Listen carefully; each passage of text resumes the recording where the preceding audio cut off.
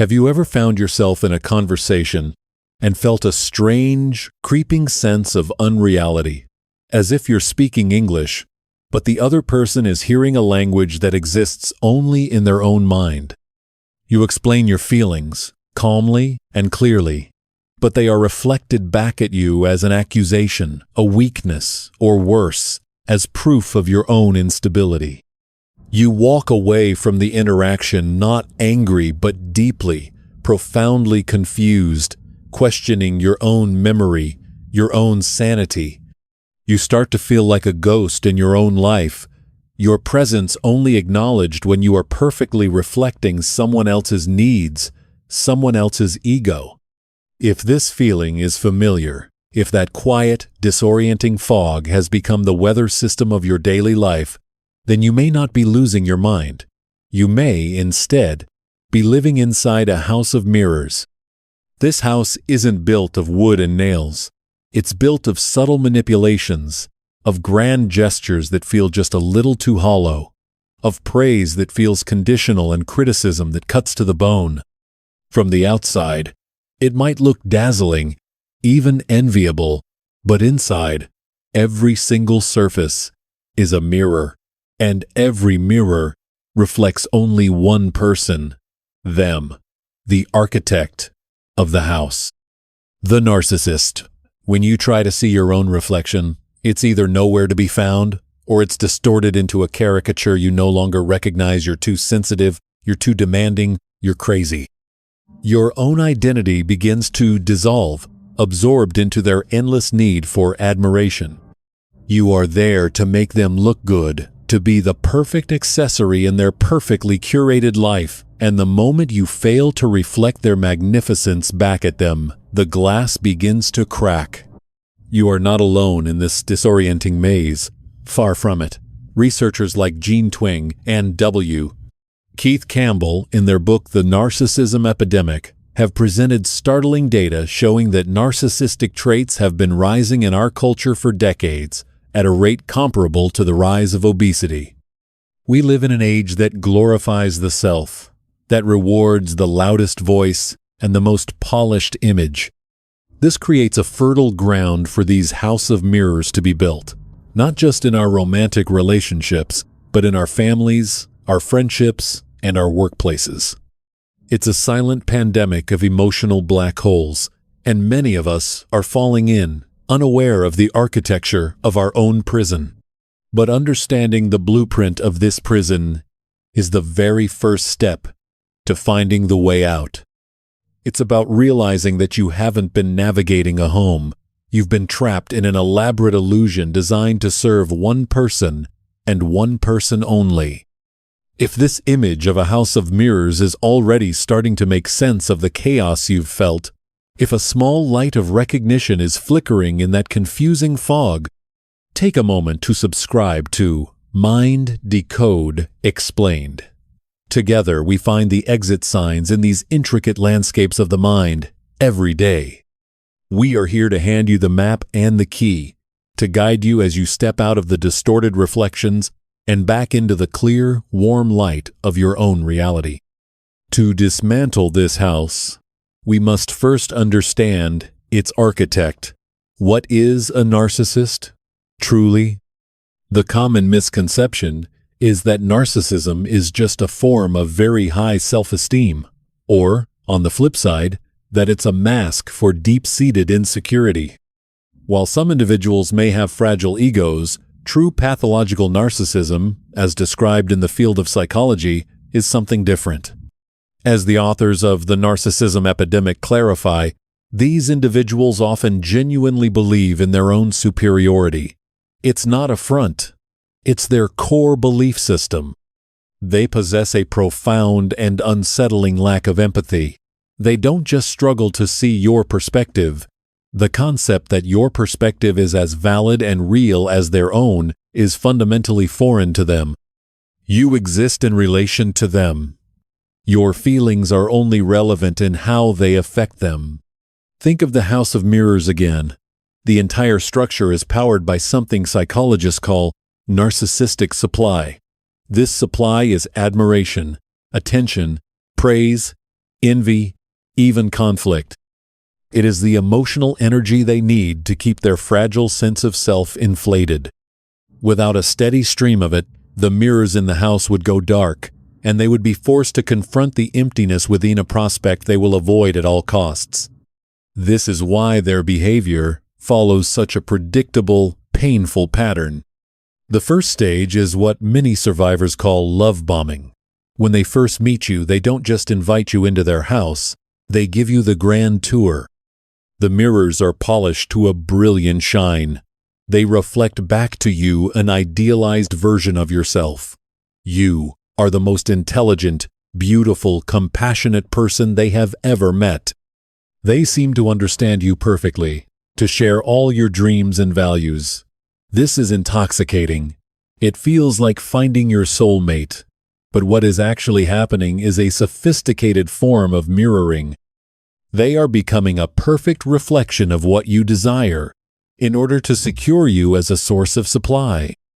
They are showing you how wonderful your reflection looks in their hall of mirrors, so you'll want to move in permanently. But no one can maintain a perfect reflection forever. Inevitably, you will have a different opinion, an unmet need, a bad day. You will do something that is purely for you, that doesn't center them. And this is when the second stage begins, devaluation. Suddenly, the mirrors that once showed a perfect, adored version of you begin to distort your image. The very qualities they once admired are now weaponized against you. Your passion is now hysteria. Your thoughtfulness is neediness. Your need for connection is suffocating. This is where gaslighting thrives. Gaslighting is the poison pumped through the ventilation system of the House of Mirrors. It's the constant, subtle denial of your reality. I never said that. You're imagining things. You're being too sensitive. Over time, you begin to distrust your own mind. The narcissist's reflection of you as flawed, unstable, and unreasonable starts to feel more real than your own sense of self. You find yourself constantly apologizing, trying to get back to that perfect image you saw at the beginning, not realizing that it was an illusion all along. The final stage is the discard, when you are no longer a reliable source of supply, perhaps because you are too emotionally drained, or you have started to question the reality they present. You are discarded. This can be brutal and sudden.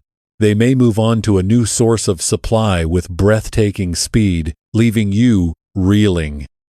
Or they may keep you at a distance, a dusty mirror in a back room they can occasionally polish up when they need a quick hit of validation. The discard is so devastating because you haven't just lost a relationship, you have lost the entire reality that was constructed around you. You are ejected from the House of Mirrors, blinking in the harsh light, with no sense of who you are without their reflection. As the renowned psychologist and leading expert on narcissism, Dr. Ramani Durvasula often explains, the healing process is not just about getting over a breakup. It's about recovering from a prolonged psychological campaign that has eroded your very sense of self. This leads us to one of the most dangerous misconceptions people have when dealing with a narcissist. I can change them. If they just see how much I love them, if I can just explain my pain clearly enough, they will understand and they will heal. This belief is the anchor that keeps you chained inside the house. You cannot fix the mirrors by showing them your true face. You cannot reason with a reflection whose sole purpose is to reflect its owner. Trying to change a narcissist is like trying to convince a hurricane to be a gentle breeze. You are asking them to dismantle the very structure that protects them from their deepest fears. They have no incentive to do so, especially when they have you, working tirelessly to keep the mirrors polished. You believe your love can be the key, but in their world, your love is simply fuel. So, how do you find the door out of this dizzying, soul-crushing place? It is not a single dramatic act of kicking down the door. It is a series of quiet, deliberate steps away from the mirrors and toward yourself. It requires a new kind of strategy, one that isn't based on fairness or mutual understanding, but on a clear-eyed understanding of the architecture of your prison. The very first step, the master key that unlocks all others, is the simplest and yet the most difficult. You must stop engaging with the reflections. The clinical psychologist Dr. Al Bernstein, in his work on difficult personalities, provides advice that echoes this sentiment. Engaging with a narcissist is like arguing with a mirror. You will never win. They are masters of circular conversations, of twisting your words, of turning your own emotions against you. They feed on the drama. Your anger, your tears, your desperate pleas for understanding, it's all narcissistic supply. The only winning move, as the old movie War Games wisely concluded about nuclear war, is not to play. This is what is often referred to as going gray rock. A gray rock is boring. It's uninteresting. It gives nothing back. You become emotionally non-reactive. You give short, factual answers. You don't share your vulnerabilities. You don't defend yourself against their accusations. You simply stop. You stop providing the energy that lights up their mirrors. This will initially infuriate them. They will try to provoke you to get a reaction. But when you consistently refuse to engage, their light begins to flicker. You are no longer a good source of supply, and you begin to become invisible to them in a way that is, for the first time, freeing. But what if you can't just leave? What if the narcissist is your boss, your parent, or a co-parent you must interact with? In these cases where you are in a position of lesser power, direct confrontation is not only futile, it's dangerous. Dr. Bernstein advises a strategy that may feel deeply uncomfortable. You either flatter them or you stay silent until you can find a way out. This is not about being inauthentic. It is a strategic act of self-preservation. Think of it as wearing camouflage inside the house of mirrors. You are not doing it because you believe the praise.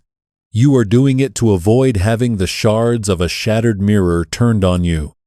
A narcissist's ego is incredibly fragile, and a perceived slight, what's known as a narcissistic injury, can trigger immense rage. Criticizing them, even constructively, is like telling the house its foundation is cracked. It will not thank you for the information. It will try to crush you for noticing. So, you offer simple, low-effort praise on their achievements, their possessions, whatever they pride themselves on. You listen while they sing their own praises. You don't have to add to the chorus, but you must learn not to interrupt the song. It is a bitter pill to swallow, but it can provide you the peace and time you need to plan your real escape. As you learn to disengage and protect yourself, the next crucial step is to build your own internal structure. You must know with unshakable clarity what you want and what your boundaries are. Narcissists operate on the assumption that their needs are paramount. They will promise you the world to get what they want in the moment, and then forget that promise the second their need is met. As Al Bernstein points out, you must never operate on credit with a narcissist. You must get what you need up front. Their world is transactional. They don't respect kindness born of what they perceive as weakness. They respect strength. So, you must become a shrewd negotiator for your own well-being. This isn't about being unkind, it's about being realistic. If you need them to follow through on a co-parenting agreement, you make your part of the bargain contingent on them fulfilling theirs first. You reward actions, not words. This creates a small, fortified space for you, even within their sphere of influence. It's a room in the house where their mirrors can't penetrate because it's built with the steel of your own non-negotiable boundaries. This is also where you can, if you must work with them, align their goals with yours. A narcissist's desperate need for admiration can be a powerful engine. If you can frame a task in a way that makes them look good, that promises them glory and praise, they will pursue it with relentless energy. You are, in effect, harnessing their primary drive for your own, more constructive purposes.